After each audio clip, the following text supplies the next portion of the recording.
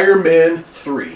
So Iron Man 3 is the third film of the Iron Man franchise, and it is the first film of Marvel Phase 2, leading up to the Avengers 2. Now, before I talk about this movie, let me just say that I am a huge fan of Marvel characters, but I was never really that familiar with Iron Man. The movie came out back in 2008, and I liked the movie, but I wasn't really head over heels for it like everybody else was. Then Iron Man 2 came out, and I liked that film more than the first film. And yes, I know it had its flaws, but I still enjoyed the film from where I stand with it.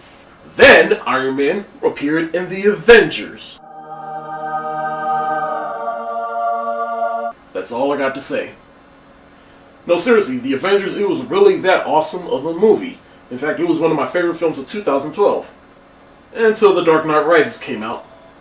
But moving on. Now, in Iron Man 3, we pick up where the Avengers left off. In this movie, Tony Stark is suffering from post-traumatic stress after he went up a wormhole and fought aliens in the Avengers. And it really starts to mess with him, and it messes up his relationship with Pepper Potts, so he buries himself in his work. Then the Mandarin comes around, and now he has to save the day. Now, this movie is not directed by Jon Favreau, who directed the first two movies. It's directed by Shane Black. Now, this is a totally different take on Iron Man, and you can tell because it's more darker. In fact, in my opinion, it's the darkest of the three. It still has its funny elements in it, but it's only where it needs to be. As I was watching this movie, we get more Tony Stark than Iron Man. In fact, this is more so the Tony Stark show than the Iron Man show. I personally like that about this movie because this movie recognizes that this is a post-Avengers world. And we get to see more about how Tony Stark's greatest weapon is his intellect.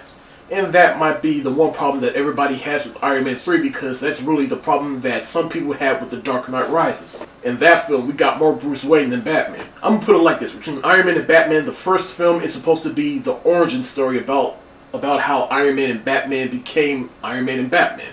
Then the second film, we get more Iron Man and Batman. And then in the third film, the hero gets challenged in ways he's never been challenged before. In the third film, they pretty much become the Iron Man and the Batman again. And that's what I liked about Iron Man 3 personally.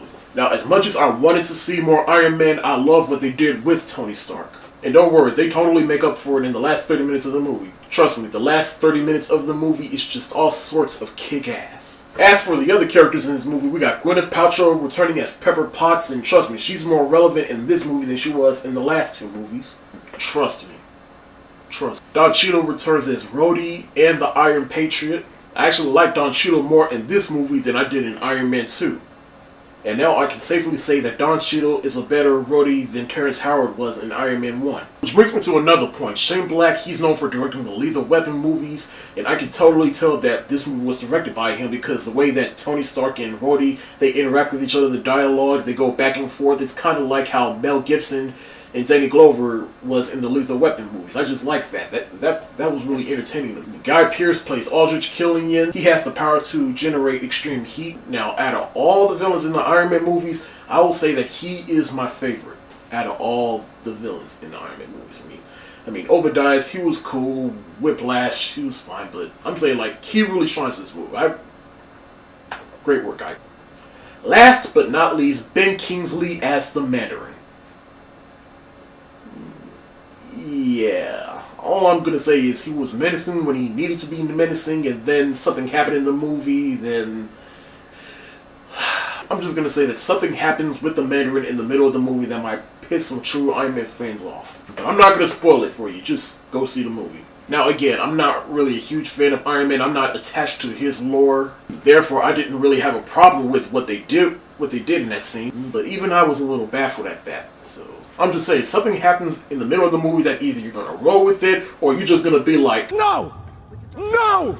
What the fuck are you doing? Other than that, I really like the movie. In fact, it's my favorite of the three.